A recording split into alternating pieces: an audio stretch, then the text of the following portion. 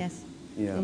So, I mean, obviously for us, most of what we've heard is about what's happening from the media side, and I think our fortunes are very much connected to what's happening in the macro environment. I think, one of the questions that hasn't been asked is how that's affecting our business. Well, and it is affecting, as you know, and we were discussing, it is affecting our business dramatically, because if we just make a small recap of what we have been listening to this morning, we have the economical situation, let's put that aside, with all the uncertainty, insecurity, questions, doubts that affect our clients and affect us, because we're also running business and we have the same questions and uncertainties and situations that you, our clients, face. And then you combine that with the good news from outdoor, but are new things that we need to learn, new opportunities that we have to execute.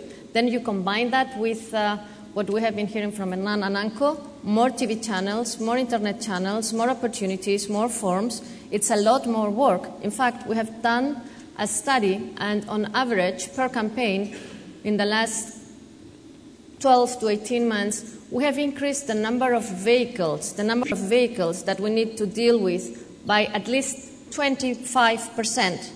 If you combine that with a budget reduction of 20% approximately, it's a lot more units that we need to place out, it's a lot more strategic planning that we need to do, it's a lot more transactions that we need to take with less money. So that is putting a lot of tension on our business model as well. It's not only the media business model, but it's our business model. And I think we're still operating under the old business model. I think we're still in the Bugatti, which is fantastic, it's great, but we need to try to switch to the other model. I don't know what the name of the model is that Fernando showed us, the yellow one. We need to start rethinking our business model as well, how we operate, how we service our clients. And at the end of the day, that's the word of economy. Economy is actually management of scarce resources. Well, we have scarce resources to manage a growing number of interactions that we need to create.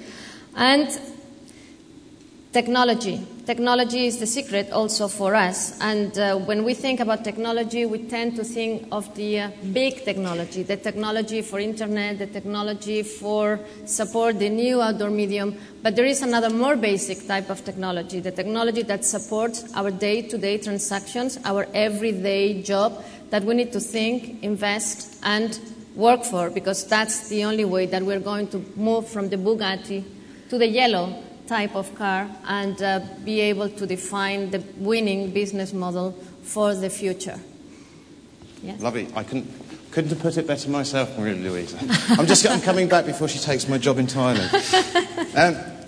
I've shared with agency CEOs a few questions, and I've been listening to what you've been saying, and I've augmented a couple of them. The point you're making about print media, I think, is particularly interesting. And so I take the question, can media owners be expected to deliver results when you guys are pushing them so hard? And if newspapers are suffering so badly, what are you doing to help them? Okay. I think somebody said, I don't know who it was this morning, something that I was told a couple of weeks ago and I loved. I think crises are time for alliances. Now we need to unite to succeed. We need to help each other. And I wouldn't want me to seen by media owners as, media agencies just putting pressure on them, but trying to create the right type of discussion, the right type of dialogue, so that we can deliver the best for our clients. Of course, there's going to be tension. Of course, there's going to be some pressure. But I think we are all under pressure. Consumers want companies to be more efficient, more sustainable, creating more, destroying less. Our clients want us to deliver more efficient media plans. We want the media owners to deliver cheaper, if you want, and more valuable ways to communicate our messages to that consumers. But we're all in the same boat. We're all doing the same thing. So it's a time to forge a strong alliance and work together to get out of this phase and into the next one in a successful way. And it's not going to be easy. Is that a collaboration that you're seeing as well, Steve? Yeah, I think that I'd agree with 95% of what you just said. And I think I would add to that, particularly if you are specifically on TV, I think this collaboration, on print and newspapers, I think that collaboration needs to start internally within some of these newspaper groups where up until now, a lot of them have siloed their sort of print sales and their online sales. And in the same way that we see this integration that we talked about between TV and online and digital, I think that same sort of connectivity between the two needs to happen, and that's certainly something that we're encouraging the print owners to do. And is that a connectivity which is mirrored within your own organisation, so you need the two organisations to be kind of on the same playing field, as it were? Within ours, definitely. I mean, it's clear that we like everybody, you start with very specialised functions and then you develop those, and that's a good vehicle to build a company which is growing, and particularly as it involves some differentiated skills you didn't have previously. It's good to capture those in a separate unit. But increasingly we are now seeing that those skills are needed to be integrated and into the various different general specialist areas, and you can't afford to have digital as a separate silo. Yeah, absolutely. You cannot afford to have them as a separate silo. You need to protect the specialization and the learning that they need to continue to do. So a strong collaboration is the name. Absolutely. And are those media owners being creative enough? Is there enough creativity within their sales team as part of that collaboration that's helping them to kind of dig themselves out of the hole that they're in? Okay, I think you have all kinds, from very creative to not creative at all. Don't name names. No, I'm not going to name names. But I think the trend is that you're seeing more and more, moving towards creativity in general. And I think we're forced to. The ones who don't, they will stay in the end. Yeah. I think, the JC Decaux presentation showed a couple of examples that we've been involved in, and I think, we're all in this together. And, if you take a client or a media agency and the media owner, if we can provide a really compelling idea, and we saw a couple of really good examples, that comes best. We don't, it's unusual for one person to come up with a great idea on their own. Generally, a good idea comes from a number of people working together. And and definitely, if I look at all the best ideas that we come out, that's generally where that collaboration has worked most effectively.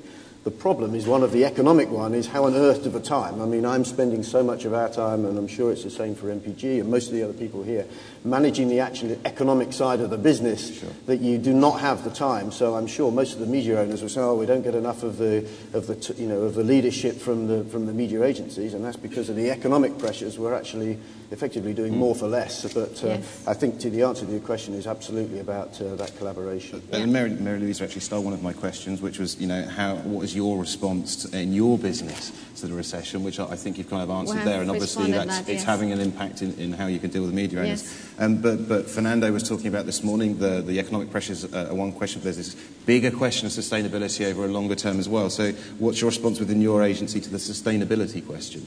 Okay, we have several responses. On one side, we have invested heavily in research, and this is something that is derived learnings for us as a company, because we are a company and a business also, and we need to take that into consideration. And at the second time is giving us the material to help our clients understand what is the consumer perception, understand what it has in the future for us, and move towards a more sustainable type of communication, more friendly to the community, more friendly to the environment, and define, again, a new business model, because we cannot continue with the old one, destroying more and more, to produce less now, I would say.